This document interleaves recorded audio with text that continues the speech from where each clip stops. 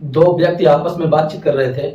एक व्यक्ति ने दूसरे व्यक्ति से कहा कि मेरे पास एक ऐसा चमत्कारी सिक्का है, उस सिक्के से मैं मौसम बदल सकता हूँ, जब चाहूँ तब बारिश कर सकता हूँ और जब चाहूँ तूफान ला सकता हूँ।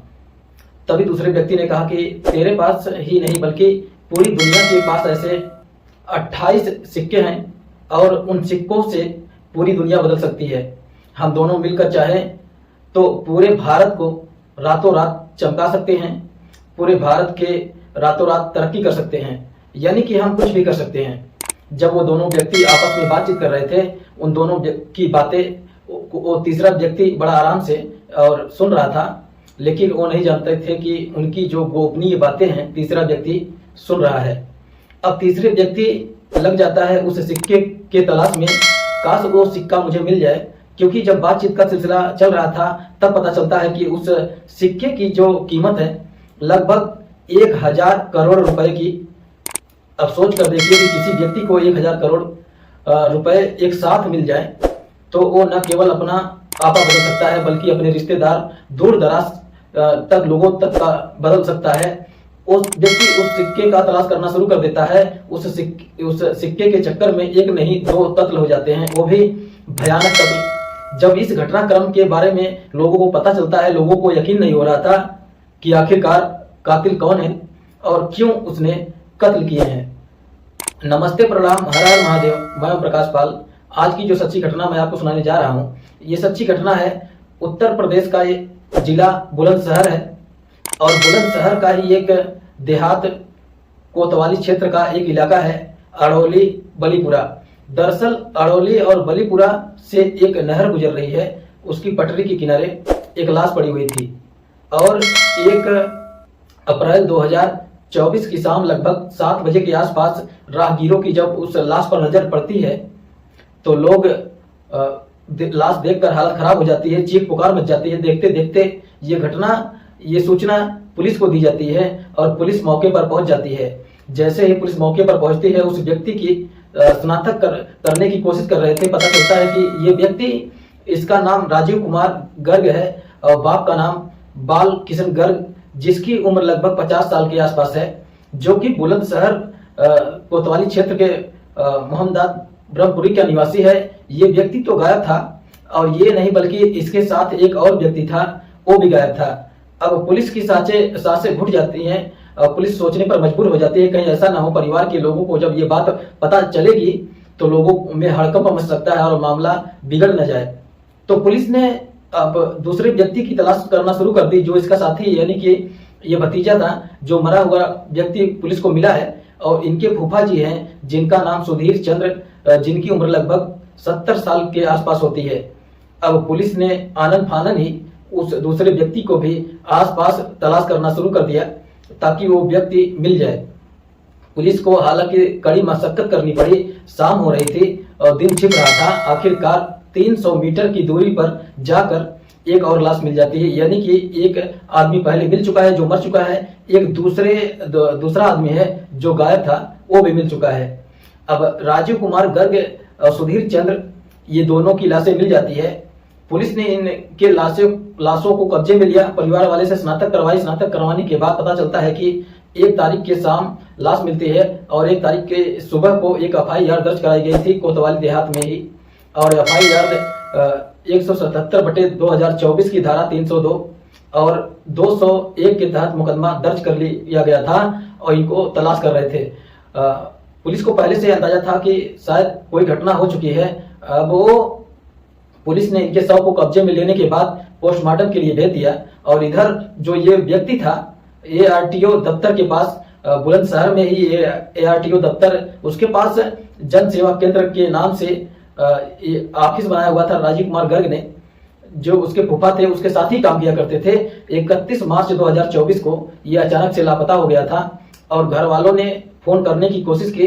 31 मार्च 2024 की शाम 4:15 यानी कि 4:15 के बाद नंबर बंद हो जाता है। अब इनके मिलने वाले जो होते हैं, इनके परिवार के लोग होते हैं, जहां जहां इनका उठना बैठना था, और परिवार के लोगों ने तलाश करना शुरू कर देते हैं। अब ये नहीं आते तो रात भर पूरी तरह इनको ढूंढते रहते हैं। तो राजीव के 2 बेटियां हैं, एक बेटा है और पत्नी परिवार का रो रो कर बुरा बुरा हाल हो जाता है। साथ ही सुधीर चंद्र उनकी इकलौती बेटी है, उसकी भी शादी हो चुकी है। उसको पता चलता है कि पिताजी गायब हो गए हैं और उनकी लाश मिली है, तो उनका भी रो रो कर बुरा हाल हो जाता है। अब घर पर बहुत सारे लोगों का जमघट लग जाता है। अगले ही दिन घर वालों का, परिवार वालों का गुस्सा कुछ इस कदर बढ़ जाता है, उन्होंने बुरा बाजार लगता है बुलंदशहर के अंदर ही, और वहां जाम लगा दिया। और जैसे ही जाम लगता है तो हजारों की संख्या में वहां इधर से उधर रुक जाते हैं लोग, चक्का जाम हो जाता है। और व्यापारी लोगों ने ये ऐलान कर दिया कि इस घटनाक्रम का जल्द से जल्द खुलासा करें, नहीं तो फिर बहुत बुरा हो जाएगा। अब पुलिस लगातार दबाव में आ रही थी। उधर पोस्टमार्टम की रिपोर्ट आ जाती है, और पोस्टमार्टम की रिपोर्ट जब आती है तो वाकई अपने आप में बड़ी आश्चर्यचकित करने वाली थी। दरअसल राजीव किसी धारदार हथियार से वार किए गए थे, बल्कि थोड़े बहुत नहीं बल्कि 22 बार वार किए गए थे। जो सुधीर चंद्र होते हैं उनको लगभग 14 चाकू मारे गए थे, 14 वार किए गए थे, एक को 22 एक को 14। और ऐसे ये लग रहा था कि ये किसी से गहरी दुश्मनी रही होगी। अब पुलिस ने इस गहरी दुश्मनी वाले जो एंगल था उस पर भी जांच पड़ताल करना शुरू कर दिया, लेकिन पुलिस को अभी तक सफलता नहीं मिली। इन दो पूरे शहर में एक जाम की स्थिति बन जाती है। आखिरकार पुलिस करे तो क्या करे। पुलिस ने अब मोबाइल की जो सीडीआर निकलवाती है, तो मोबाइल के सीडीआर से पता चलता है एक चाय वाला है जो कि गंगानगर ट्रांसपोर्ट एक कॉलोनी है, वहीं पर ही एक हाईवे के किनारे रहने वाला चाय की टपरी ऊपर लगाता था, उसके नंबर से फोन किया गया था। पुलिस को एक बढ़िया सुराग मिल जाती है और पुलिस वहां से पहुंचती है। वहां जाने के बाद अब पुलिस ने जो उस इलाके के सीसीटीवी कैमरे थे, लगभग 200 सीसीटीवी कैमरे खंगाले गए। तो एक तो चाय वाला पुलिस वाले ने हिरासत में लिया। साथ ही पुलिस की जांच पड़ताल में आता है कि इस जनसेवा केंद्र पर एक नौकर भी काम किया करता था। नौकर का नाम ऋषभ उर्फ गौरव, जो कि शहर की एक मोहल्ला है देवीपुरा, वहां का रहने वाला होता है। जब पुलिस ने उससे बातचीत करने की कोशिश की, वो पुलिस के साथ साथ ही परिवार के साथ साथ ही था, सबके साथ ही काम कर रहा था, घूम रहा था। उसने कहा, साहब ये तो बात पहले ही बता चुका हूं कि मेरे पास गंगानगर की तरफ से, यानी कि भाई साहब के पास एक मैसेज आया था, एक संदेश आया था। उन्होंने कहा था कि मुझे गंगानगर की तरफ छोड़ के आ जाओ, मुझे नहर के पास छोड़ना था। मैं स्कूटर लेकर गया और छोड़ दिया। और इसी बीच में मुझे ये भी आदेश दिया गया, क्योंकि फूफा जी को भी लेकर आना है, और कुछ देर के बाद फूफा जी को लेकर जाकर छोड़ दिया। और जितनी जानकारी थी मैंने पूरी की पूरी जानकारी आपसे बता दिया। लेकिन पुलिस ने जब जांच पड़ताल करना शुरू किया है, पुलिस ने सवाल जवाब करना शुरू किए हैं। 31 मार्च 2024 को दिन था रविवार, और रविवार के दिन जनसेवा केंद्र बंद रहता है। लेकिन यहीं पर वो थोड़ा सा झूठ बोल जाता है, क्योंकि उन्होंने जनसेवा केंद्र खोला हुआ था, लेकिन रविवार को जनसेवा केंद्र कोई खुलता ही नहीं है। इसलिए नौकर पुलिस से अब रडार पर आ जाते हैं। अब पुलिस ने अपने तरीके से, जब एक तरीका होता है पुलिस का, जो सख्ती से पूछताछ करते हैं, कभी कभी 3rd डिग्री भी देनी पड़ जाती है। जब इस नौकर से पूछने की कोशिश की, जिसका नाम ऋषभ उर्फ गौरव होता है, तो गौरव ने तोते की तरह जब बोलना शुरू किया है, तब ये सच जब अखबारों के माध्यम से, सोशल मीडिया पर के माध्यम से पब्लिक के सामने आ रहा है, लोगों को यकीन नहीं हो रहा था कि ऐसा भी सच हो सकता है। दरअसल ये लड़का बताता है कि अक्सर ये फूफा और भतीजा की बातें सुना करता था। वो दोनों बातें किया करते थे कि अभी 100 करोड़ रुपए के आसपास जो ब्लैक मनी थी, उस ब्लैक मनी को व्हाइट मनी करके आए हैं। उनके पास जो जादू है, उनके पास जो तंत्र मंत्र के दिया हुआ है, उससे कुछ भी कर सकते हैं। उनके पास एक ऐसा सिक्का है, उस सिक्के की कीमत लगभग 1000 करोड़ रुपए के आसपास है। नेपाल से कई देशों में बातचीत चल रही है, उसका अच्छा ग्राहक मिल जाएगा तो उस ग्राहक को उससे बेच देंगे, और बेचने के बाद सारी समस्याएं सब कुछ दूर कर सकते हैं। ये बातें नौकर चुपके से सुना करता था। उसे नहीं पता था कि ये जो चल रहा है। साथ ही राजीव को आदत थी सोशल मीडिया पर एक्टिव रहने के लिए, अपनी खुद के लिए वीडियो बनाता था। उनको अपने सिक्के के माध्यम से कुछ ऐसे चमत्कार किए थे, लोग देख रहे थे, ताजुब कर रहे थे। आवाज लग रही है कि और तेज बारिश करो, यानी कि सिक्का घुमाया जा रहा है और बारिश तेज होने लगती है, तूफान आने लगता है। वो कहता है कि मैं बारिश ला सकता हूँ, तूफान ला सकता हूँ, मेरे पास कुछ ऐसा सिक्का है। अब इस नौकर के मन में लालच आ जाता है, वो भी रातों रात करोड़पति बनना चाहता है। और उस नौकर ने अपने दोस्त से बातचीत की, जिस दोस्त का नाम इसी के मोहल्ले के रहने वाला है, उसका नाम तनु था। तनु से कहता है कि एक ऐसा जादुई सिक्का है वो सिक्का अगर हमें मिल जाए तो उससे हम बेचेंगे तो 1000 करोड़ रुपए, और उस सिक्के से हम कई सारे काम कर सकते हैं। जैसे कि किसी भी व्यक्ति की कोई भी समस्या हो पूरी दुनिया में, उस सिक्कों को दिखाओ, उस समस्या का समाधान हो सकता है। साथ ही किसी भी धातु को किसी भी रूप में बदल सकते हैं, यानी कि कोई भी चांदी है तो सोना, सोना है तो कुछ भी कर सकते हैं। जब ये बात तनु ने सुनी तो तनु को भी आश्चर्य हो गया। वो कहता है कि ये काम करते हैं, उनको बुलाते हैं और उस सिक्कों को लेते हैं। इसलिए इन्होंने पहले राजीव को बुलाया और राजीव को अपने साथ स्कूटर पर लेकर गंगा की तरफ जाते हैं। दोस्त पहले से वहां पर मौजूद होता है।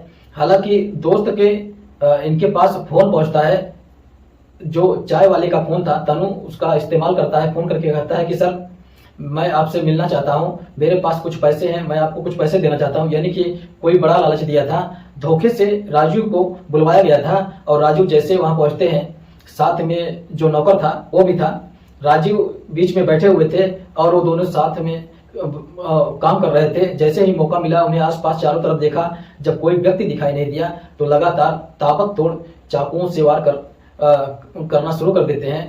तब तक मारते हैं जब तक कि हालत खराब नहीं हो जाती और स्कूटर फिसलता है, गिर जाते हैं। उसके बाद सीने पर, पेट पर लगभग 22 वार किए जाते हैं और जब तक मारते रहते हैं जब तक कि प्राण नहीं निकल जाते। अब कपड़े बदलता है ये जो ऋषभ होता है। कपड़े बदलने के बाद यहाँ से अब उसका मकसद था फूफा जी के पास जाए, क्योंकि शायद वो जो सिक्का है फूफा जी के पास ही है। वो जाता है और जाने के बाद फूफा जी पूछते हैं कि भाई तुम्हारे चेहरे पर जो ब्लड लगा हुआ है, खून के धब्बे हैं, क्या मामला है। वो रोते हुए कहता है कि फूफा जी जल्दी चलो, और क्योंकि जो भैया है ना उनका इसकी डेथ हो गया है और आपको जरूर चलना चाहिए। वो धोखे से फूफा जी को भी लेकर जाता है और मौके पर ले जाने के बाद जब वहां के दृश्य देखते हैं तो फूफा जी भागने की कोशिश कर रहे थे, अपनी जान बचाने की कोशिश कर रहे थे, लेकिन तनु और ऋषभ ने मिलकर उनको भी मार डाला और लगभग 14 बार चाकुओं से वार किए थे। उनकी भी मौत हो जाती है और मौत होने के बाद वहां से तनु को अपने घर भेज दिया जाता है। और ऋषभ जो होता है, ऋषभ ने आने के बाद सबसे पहले अपना हुलिया बदला, यानी कि दाढ़ी बड़ी हुई थी, दाढ़ी कटवाई उसने, बाल कटवाए ताकि उसकी पहचान ना हो सके, क्योंकि उसे मालूम था कि जिस रास्ते से वो गुजर रहा है वहाँ सीसीटीवी कैमरे उसे देख लेंगे, उसे पहचान लेंगे। जो उसका हुलिया है, जो शरीर दिखाया गया तो घर वाले ने पहचान लिया तो ये ऋषभ है। और ऋषभ को पुलिस ने पहले ही दिन पकड़ लिया था। जहां जहां पुलिस जा रही है वहां वहां ऋषभ भी जा रहा था। लेकिन राजीव और सुधीर के परिवार वालों को जब ये बात पता चलती है तो परिवार के लोगों ने बार बार पुलिस से बात कही, ये इतना सीधा साधा नौकर है, हमारा बहुत ही वफादार व्यक्ति है, आप इसको छोड़ दीजिए, ये अपनी जांच को ईमानदारी से करिए, जितनी जल्दी हो सके खुलासा कर दीजिए। और पुलिस ने जब खुलासा किया तो फिर नौकर की जो करतूत थी उस बात पर यकीन नहीं हो रहा था। नौकर इतना बड़ा काम कैसे कर सकता है। पुलिस ने उन दोनों को गिरफ्तार किया और गिरफ्तार करने के बाद उनको जेल भेज दिया। और पुलिस की पूरी कोशिश है कि कम से कम समय में इसमें चार्जशीट लगाई जाएगी और दोनों ही कातिल को बड़ी से बड़ी सजा दिलाने की बात की जाएगी, ताकि समाज में एक मैसेज जा सके और साथ ही बुरे काम का बुरा नतीजा भी होता है। उन्होंने लालच के बल पे 1 करोड़ की जो पाने की ख्वाब देखा, वो शायद ख्वाब तो कभी पूरा नहीं होगा और पूरी जिंदगी शायद अब सलाखों के पीछे ही गुजरेगी। दोस्तों, इस पूरे घटनाक्रम को सुनाने का उद्देश्य है किसी को परेशान करना नहीं, किसी का दिल दुखाना नहीं, बल्कि आपको जागरूक करना है, आपको सचेत करना है। जहां भी रहें सुरक्षित रहें, अपना ख्याल रखें। जय हिंद, जय भारत।